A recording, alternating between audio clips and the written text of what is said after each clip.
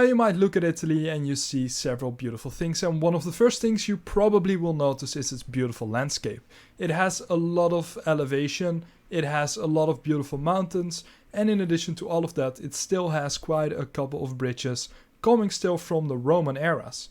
Now a normal human like me or you could easily walk across that and still be supported by the bridge, and even your normal vehicle can probably be carried by such a bridge. But this might still be pretty difficult for a military leader to deal with. Even though mountains and hills give you normally the high ground and are an easily defendable position, it still gives some downsides.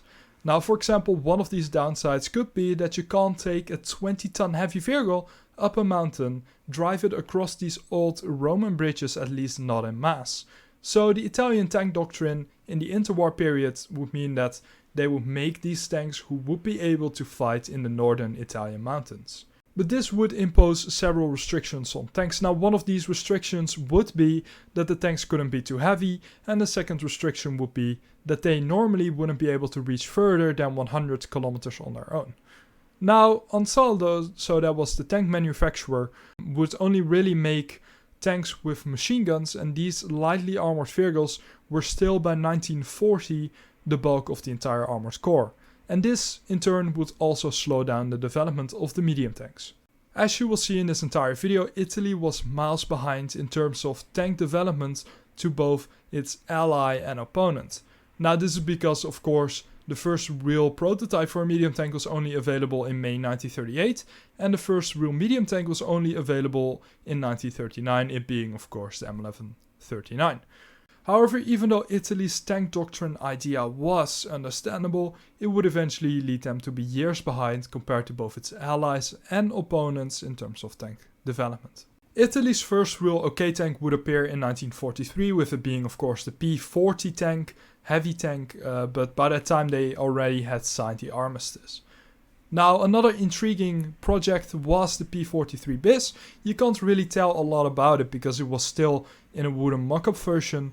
It wasn't produced, it didn't have a prototype, but when you read the statistics of what they thought they were going to do, it looks like a very interesting project. Italy was very much aware of the fact that they didn't have the strongest tanks on the battlefield. For one, they would have a lack of firepower, they would have thin armor plates, their steel would be of poor quality, and it would still have rifted armor.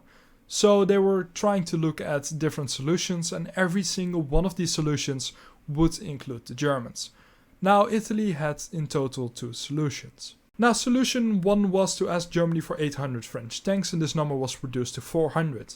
Italy eventually got a bunch of French tanks, enough to make an armored divisions, but due to a lack of spare parts and ammunition, these were just kept as a local defense. Now, solution 2 was to license production of the Panzer III tank.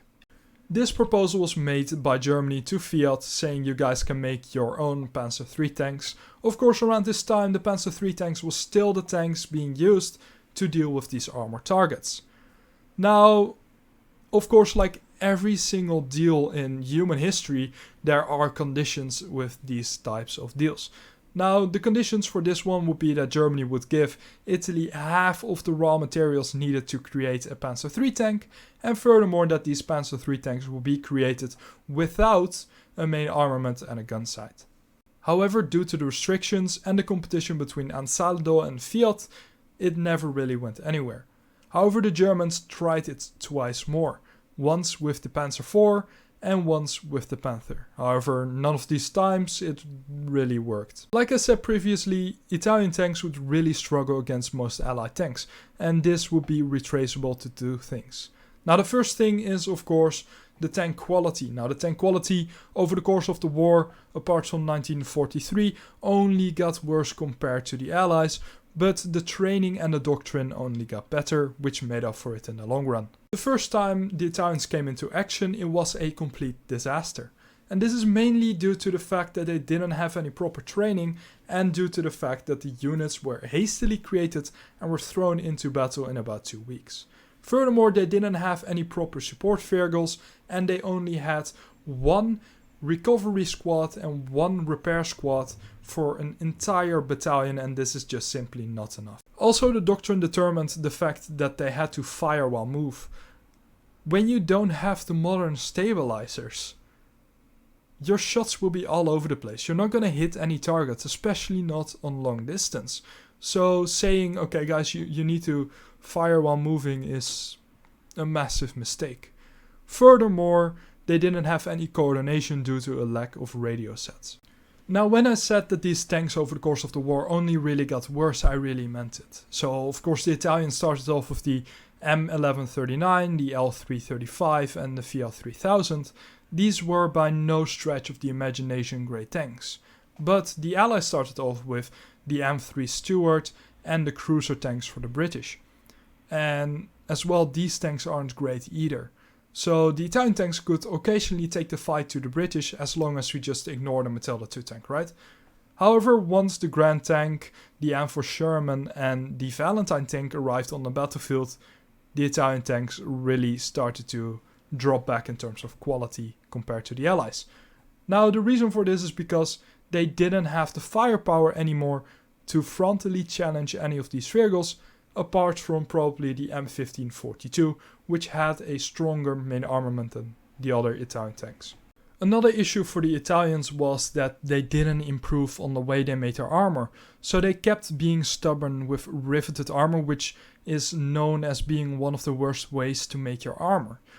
Now, another thing is that the Italian crews knew that their armor wasn't good. So what they tried to do was they tried to put these sandbags on the front of their tank to make the effective thickness of the front plate thicker. However, because the engines couldn't handle this, it was highly discouraged by the leaders.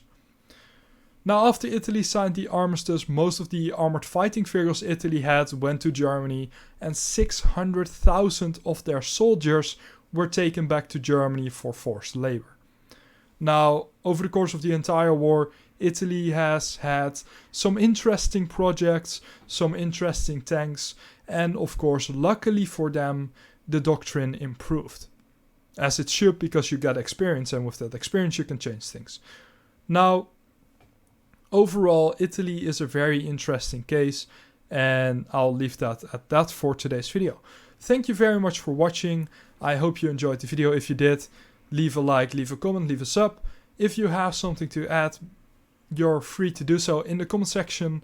I want to thank VW, German Looker and Sander for being members of my channel, and I'll see you guys in the next video.